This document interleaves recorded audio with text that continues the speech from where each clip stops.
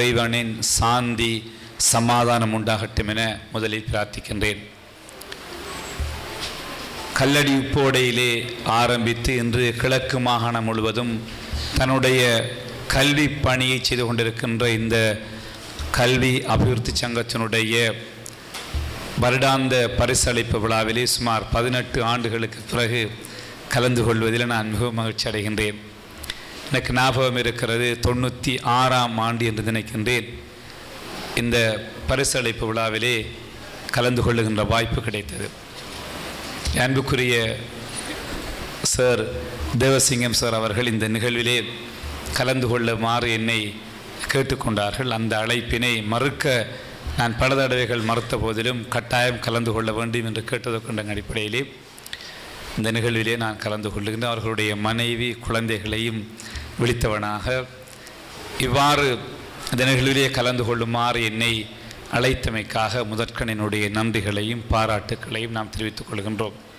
உண்மையிலேயே நமது மாவட்டம் எனக்கு முன்பு பேசியவர்கள் சொன்னதைப் போல கல்வியிலே நாங்கள் மிகவும் பின்தங்கி இருக்கிறோம். இந்த நாட்டிலே இருக்கின்ற 25 மாவட்டங்களுள் கல்வியிலே நாங்கள் 25வது இடத்தில் தான் இருக்கிறோம். அண்மையில் செய்யப்பட்ட கல்வி அமைச்சினுடைய நிதியமைச்சினுடைய அறிக்கைகளின்படி நாங்கள் 25வது இடத்தில் தான் இருக்கிறோம். எங்களது மாவட்டத்திலே 4 கல்வி வலயங்கள் இருக்கிறது. 5 கல்வி வலயங்கள் இருக்கிறது. 4 கல்வி வலயங்களில் எந்த விதமான ஆசிரியர் பற்றாக்குறையும் கிடையாது.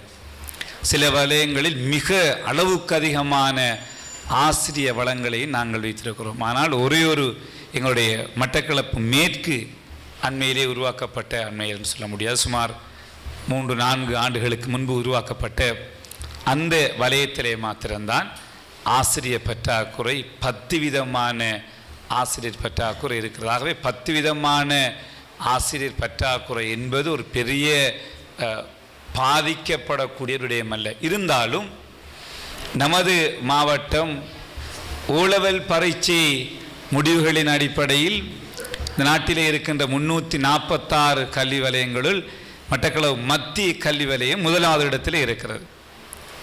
அதே நேரம் ஏனைய பெறுபவர்களை நாங்கள் பார்க்கின்ற போது இந்த எங்களுடைய தேவசிங்கம் சார் அவர்கள் கூறியதைப் போல நாங்கள் 90, 88, 81க்கு முந்தித்தான் எங்களுடைய வலயம் இந்த நாட்டிலே ஸ்காலர்ஷிப் பரீட்சையில் நாங்கள் வந்திருக்கிறோம். ஆகவே இந்த மாவட்டத்திலே நாங்கள் பல கோடி ரூபாய்களை கல்விக்காக செலவு செய்த போதும் பல்வேறுபட்ட பௌதிக வளங்களை வழங்குகின்ற போதும் நமது மாவட்டத்தில் இருக்கின்ற வறுமை இந்த கல்வியை மிக மோசமாக பாதிக்கின்றது. இந்த நாட்டிலே ஆக வறுமையான மாவட்டமும் எங்களுடைய மாவட்டம்தான். நாம் தெரிந்து கொள்ளும் இந்த நாட்டிலே இருக்கின்ற 25 மாவட்டங்களுள் ஆக வறுமையான மாவட்டமாக முதலில் கிளிநொச்சி இருந்தது, பின்னர் முன்றாகலை இருந்தது. இன்று கடந்த 2-3 ஆக வறுமையான மாவட்டமாக கருதப்படுவது நமது மாவட்டம்தான். இதற்கு பல காரணங்கள் இருக்கு. அதே போன்றுதான் ஆக கூடுதலாக குடிக்கின்றவர்கள் இருக்கிற மாவட்டம் எங்களுடைய மாவட்டம்தான். இந்த நாட்டில் ஆகக்கூடிய வருமானத்தை, ஆக கூடுதலாக மதுபானத்தை குடிக்கின்ற மக்கள் வசிக்கின்ற மாவட்டமும் நமது மட்டக்களப்பு மாவட்டம்தான். மிக பெரிய பிரதான காரணம் அதுதான். மக்களுடைய தொகையை விடவும் 2 மடங்கு 3 மடங்கு இந்த மாவட்டத்திலே சாராய தவறுகள் இருக்கிறது. ஆகவே நமது ஒரு மாவட்டத்து ஒரு மக்களுக்கு இத்தனை ஆயிரம் மக்களுக்கு இத்தனை சாராய தவறு என்று ஒரு கணக்கு இருக்கிறது. அதை 2-3 மிஞ்சி இருக்கிற இந்த நாட்டிலே மாவட்டமும் நமது மாவட்டம்தான். ஆகவே நாங்கள் இவ்வாறு எங்களுடைய அதே போன்று இளவயது திருமணம் இன்று இந்த நாட்டிலே முன்றாகலே தான் இருந்தது. இளம் வயதிலே திருமணம் முடிக்கின்ற மாவட்டமாக முன்னராகலை மாவட்டம் இருந்து இன்று நாங்கள் அதை மிஞ்சி மட்டக்களப்பு மாவட்டம்தான் இளவயதிலே திருமணம் முடிக்கின்ற மாவட்டமாக இப்படி பல விடயங்களில் நாங்கள் மிஞ்சி கொண்டு போகிறோம். ஆனால் கடந்த பல 5-6 ஆண்டுகளுக்குள் பல 1000 மில்லியன் ரூபாய்கள் அபிவிருத்திக்காக செலவு செய்யப்பட்டிருக்கிறது. ஒரு காலத்திலே வீதி இருக்கவில்லை, இப்பொழுது வீதி இருக்கிறது. அநேகமான எல்லா வீடுகளிலும் ஊர்களிலும் மின்சாரம் இருக்கிறது, பாலங்கள் போடப்பட்டிருக்கிறது. எல்லா பாடசாலைகளிலும் ஓரளவு பௌதிக தேவைகள் நிறைவு செய்யப்பட்டிருக்கிறது. 100 வீதத்துக்கு அதிகமான ஆசிரியர்கள் இருக்கிறார்கள் பாடசாலைகளிலே. ஒரு மாவட்ட மக்கள் பாடசாலைகள் எடுக்கின்ற போது ஆகக்கூடிய வலயம் இருப்பது நமது மாவட்டத்திலே தான். ஒரு 250-200 பாடசாலைகளுக்கு தான் ஒரு வலயம் இந்த நாட்டிலே ஏனைய பிரதேசங்களிலே. ஆனால் நமது மாவட்டத்தில் 50 பாடசாலை, 60 பாடசாலை, 70 பாடசாலைக்கு ஒரு வலயம். இந்த நாட்டில் எந்த ஒரு மாவட்டத்திலும் இப்படி மக்கள் தொகைக்கு 5 வலயங்கள் கிடையாது. 5 வலய கல்விப்பணிப்பாளர் இருக்கிறார்கள், அவர்களுக்கு என்று பிரதேச கல்விப்பணிப்பாளர். இப்படி இந்த நாட்டில் எந்த ஒரு, நீங்கள் அம்பாறை எடுத்துக்கொண்டால் 200 பாடசாலைகள், 150க்கு மேல் பாடசாலைகளுக்கு ஒரு வலயம். ஆனால் இங்கு நாங்கள் 65, 60, அதையும் விட குறைய, மட்டக்களவு மத்தி 60 பாடசாலை நினைக்கிறேன், அதை விட குறையத்தானது. இப்படி வலயங்கள் எங்களுக்கு அது இப்படி இருக்கிறது. ஏனென்றால் வலயம் கூட, வசதிகள் கூட, கவனிப்பு கூட. 150 பாடசாலையை பார்க்க வேண்டிய ஒரு வலய கல்விப்பணிப்பாளருக்கு 60 பாடசாலையை ஜனாதிபதி மைத்திரிபால சிறிசேன அவர்கள் அதிக நிதியை கல்விக்கு ஒதுக்கீடு செய்திருக்கிறார்கள். நானும் எங்களுடைய அமைச்சருடாகவும் சில வேலை திட்டங்களை மீள்குடியேற்றம், புனர்வாழ்வு என்ற அடிப்படையிலே கல்வித்துறையை முன்னிட்டு, குறிப்பாக மட்டக்களப்பு மேற்கு கல்வி வலயத்திலே சில வேலை திட்டங்களை செய்வதற்கு நாங்கள் திட்டமிட்டிருக்கிறோம். எதிர்வரும் 2016ஆம் ஆண்டிலே அந்த பிரதேசத்திலே மையமாக வைத்து ஒரு கல்வி என்பது பாடசாலையிலே படிப்பிக்கின்ற கல்வி மாத்திரமல்ல, அவேர்னஸ், வீடு வீடாக சென்று அவர்களுக்கு அது தொடர்பான அறிவூட்டலை வகுத்துவது, பெற்றோரை அறிவுறுத்துவது, குடிப்பதிலே இருக்கின்ற பாதிப்பை அறிவுறுத்துவது. யாரும் விரும்பி குடிப்பதிலே, விரும்பாமலே குடித்து கொண்டிருக்கிறார்கள், அவ்வளவுதான். ஆக எங்களுடைய உத்தியோகத்தர்களை நாங்கள் முழுமையாக பயன்படுத்தி அந்த அவற்றிலே இருந்து அவற்றை மீட்டெடுக்க வேண்டிய பொறுப்பு எல்லோருக்கும் இருக்கிறது. ஆகவே நாங்கள் குறிப்பாக என்னுடைய அமைச்சும் எதிர்வருகின்ற 2016ஆம் ஆண்டு வறுமையும் கல்வி நிலைமைகளும் மோசமாக இருக்கின்ற அந்த மட்டக்களப்பு மேற்கு கல்வி வலயத்திலே சில நடவடிக்கைகளை நாம் மேற்கொள்வதற்கு திட்டமிட்டிருக்கிறோம். அந்த வகையிலே பாடசாலைகள் மாத்திரமல்ல, சமூக சிவில் சொசைட்டிஸ் நிறைய பங்களிப்புகளை செய்ய வேண்டும். எங்களுடைய தேவசிங்கம் சார் அவர்களுக்கு நான் இருக்கின்றேன். அவருக்கு பல ஆண்டுகளுக்கு முன்பு ஒரு பைபாஸ் இருதய செய்யப்பட்டு இறைவன் அவருக்கு, அவர் இன்னும் நான் எனக்கு படிப்பிக்கின்ற போது எப்படி 30 ஆண்டுகளுக்கு முன்பு எப்படி படிப்பிக்கின்ற போது ஆசிரியராக இருந்தாரோ அதே போலதான் அவர் இன்னும் இருக்கிறார். அதே இளமையில் அவர் இருக்கிறார்.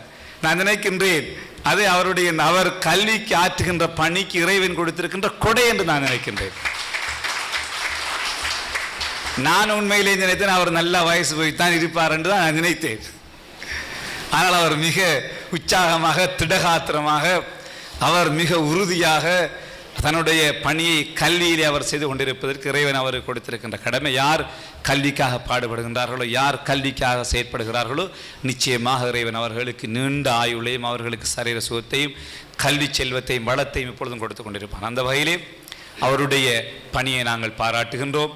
கடந்த பல ஆண்டுகளாக எனக்கும் அவர்களுக்கு இடையிலே தொடர்பு இருக்கவில்லை.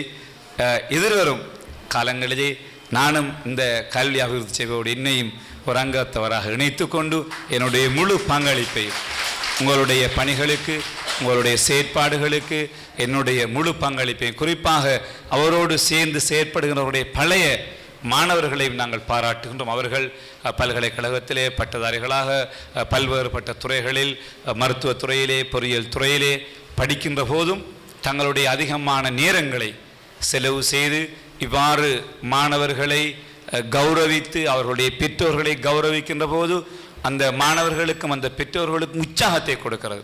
எங்களுக்கு இந்த ஒரு பிரச்சனை, ஸ்காலர்ஷிப் பரீட்சையில் நாங்கள் சித்தி அடைகிறோம், அந்த மாணவர்கள் ஓலெவல் பரீட்சையிலே முழுமையாக ஃபெயில் பண்ணுகிறார்கள். ஓலெவல் பரீட்சையிலே 9 எடுக்கின்ற மாணவன் ஏலெவல் 4 பாடத்திலும் ஃபெயில் விடுகிறான்.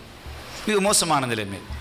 ஸ்காலர்ஷிப் பரீட்சையிலே ஆக கூடுதலான பெருபேற்றை பெற்று மிக மட்டக்களப்புக்கு பெருமையை எடுத்த இந்த பிள்ளைகள் ஓலெவல் பரீட்சையிலே ஆய்வுகளிலே மிக மோசமாக இருக்கிறார்கள். ஓலெவல் பரீட்சையிலே 9 எடுத்த 8 எடுத்த மாணவர்கள் எல்லாம் ஏலெவலிலே பெறுபேறை பெறுகிறார்கள் இல்லை. இப்படி பல விளைவுகள் இருக்கு. ஆகவே சிவில் சொசைட்டியும் நிறைய பங்களிப்புகளை செய்ய வேண்டும். அந்த வகையிலே மிகச்சிறப்பாக செயற்படுகின்ற இந்த கல்லடி போடை கல்வி அபிவிருத்தி சங்கத்துக்கு என்னுடைய பாராட்டுக்களை நன்றிகளையும் கூறி என்னாலான முழு ஒத்துழைப்புகளையும் எதிர்காலத்திலே உங்களுக்கு நாங்கள் வழங்குவோம் என்று கூறி என்னையும் அழைத்து கௌரவித்தமைக்காக நன்றி கூறி உங்களிடம் இந்த விடைபெறுகிறோம். நன்றி, வணக்கம். This Dankam drama was trained by Mr. Vanniyasingam Vinodhan and Mr. K. Dheeswaran, who are BA students at Eastern University, Sri Lanka.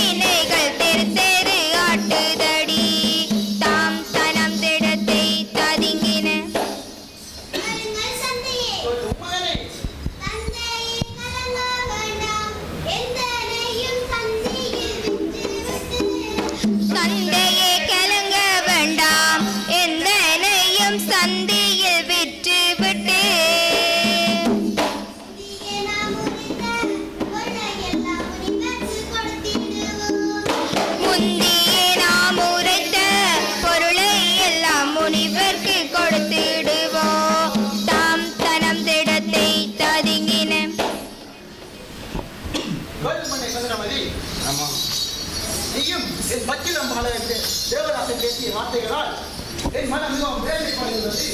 ஜீவனர் ஒரு வழி இல்லாத காரணத்தினால் இதனை நிறைவேற்றுவதில்லை. என்னோட வீராக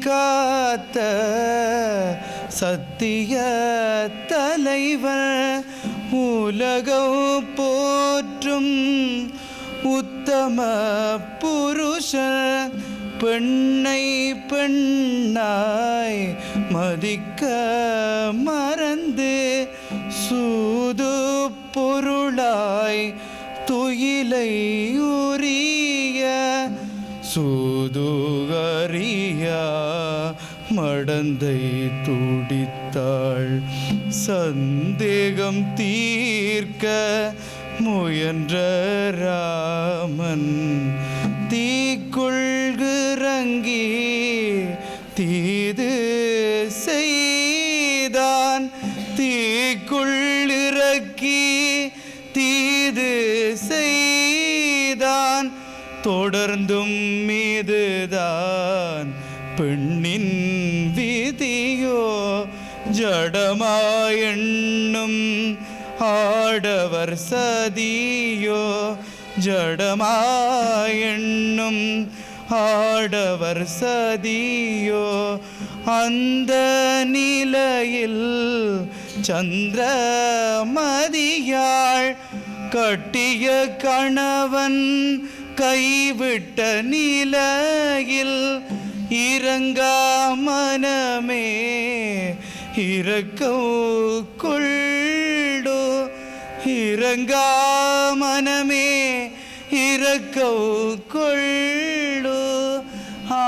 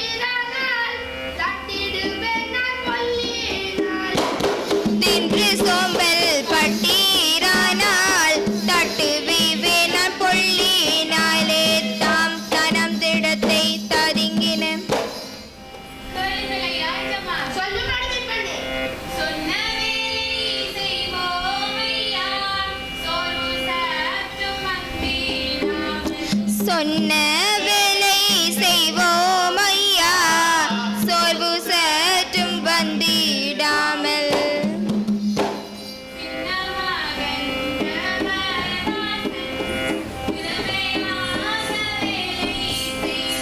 சின்ன மகன் தேவதாசன் திறமையாக வேலை செய்வான், தாம் தனம் திடத்தை ததுங்கின.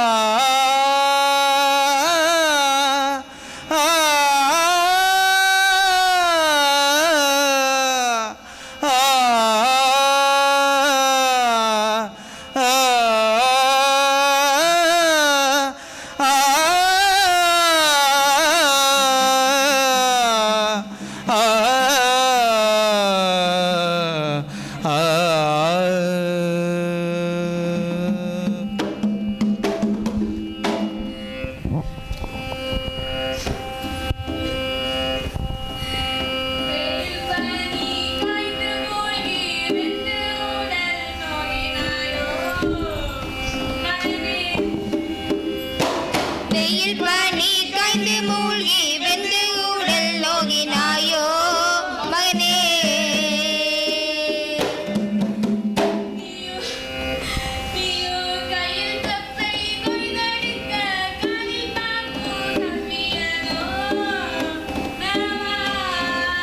நீயும் கையில் தப்பை கொய்தெடுக்க காலில் பாம்பு கவ்வியதோ தேவா.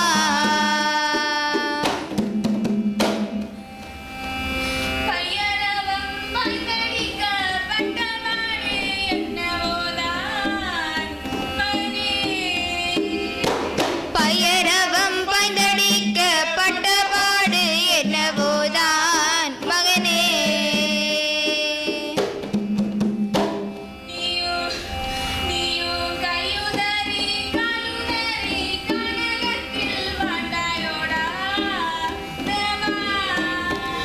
நீயும் கையுதறி காலுதறி கனகத்தில் மாண்டாயோடா தேவா.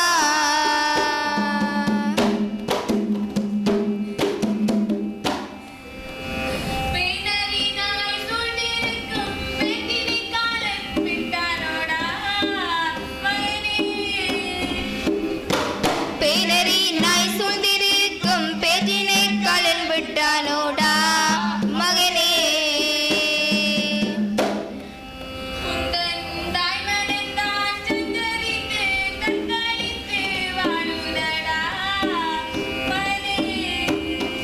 உந்தன் தாய்மனந்தான் சஞ்சலித்து தத்தளித்து வாடுதடா மகனே. தாம் தனம் திடத்தை ததிங்கின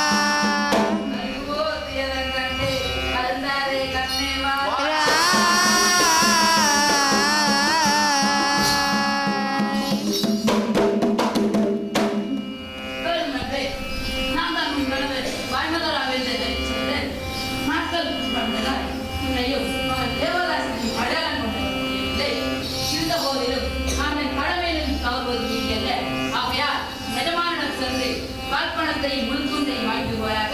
அதுவரைக்கும் அவர் தேவாலயத்தின் கருணத்தினை நான் பாதுகாத்துக் கொண்டிருக்கிறேன். உண்மை